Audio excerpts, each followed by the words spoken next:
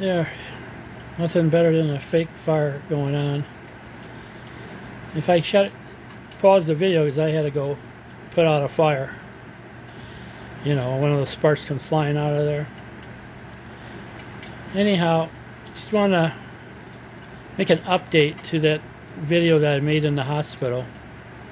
Because like when Will Ferrell says, you're sitting on a throne of lies, that's what I feel about that video. Even though I was in the hospital at the time and I felt great, that's not how this problem or disease or procedure works. Because the longer it goes, the worse you feel. Friday I didn't feel too bad. Saturday I was very sick. I didn't know what to do. Luckily I remembered that I had some pain medicine, that Vicodin, and I took that, and that saved my ass from calling 911 or my sister. So it was hard. I struggled through the night. I had to carry a bucket with me for, I'd say, 3/4 of the day. And even now I still feel very weak and sick. So, like I said, that video is just full of lies.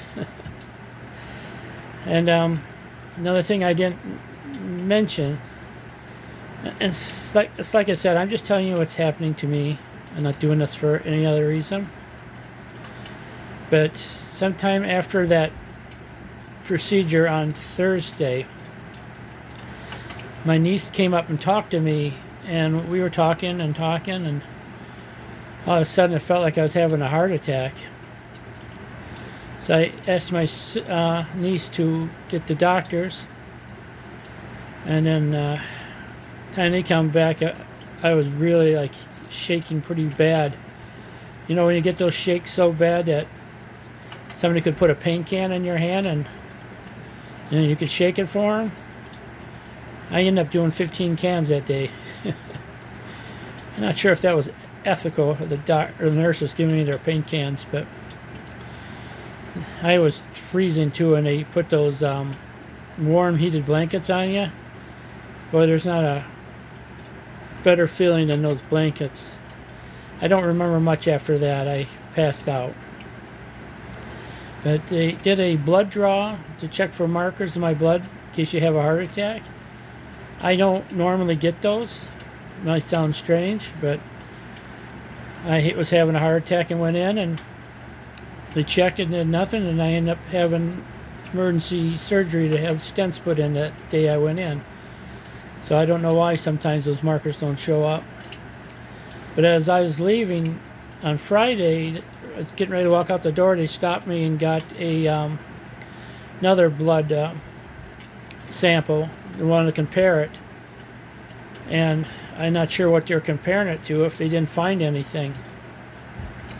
So sometimes I just feel like these doctors are lying. And I don't know about the doctors, but the nurses for sure, they're not telling you everything. And I think you should be entitled to know that stuff, if I had a heart attack or not. So, let me tell you, something must have happened.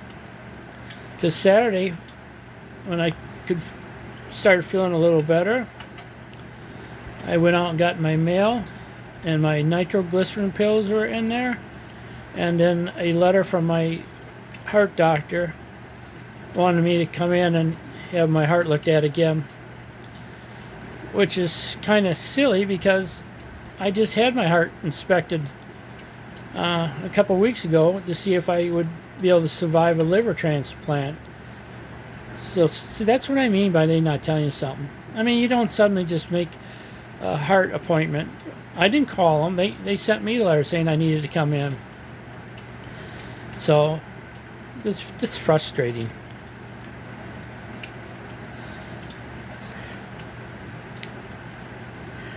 Sorry.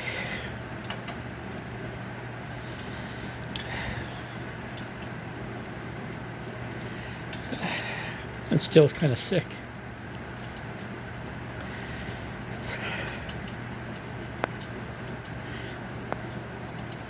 But anyhow,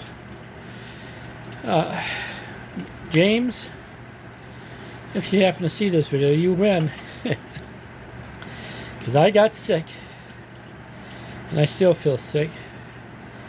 James says he wasn't feeling very much, so I am.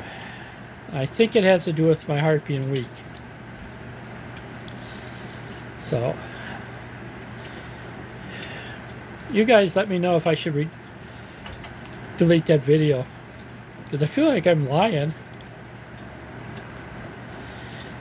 Yeah, so let me know.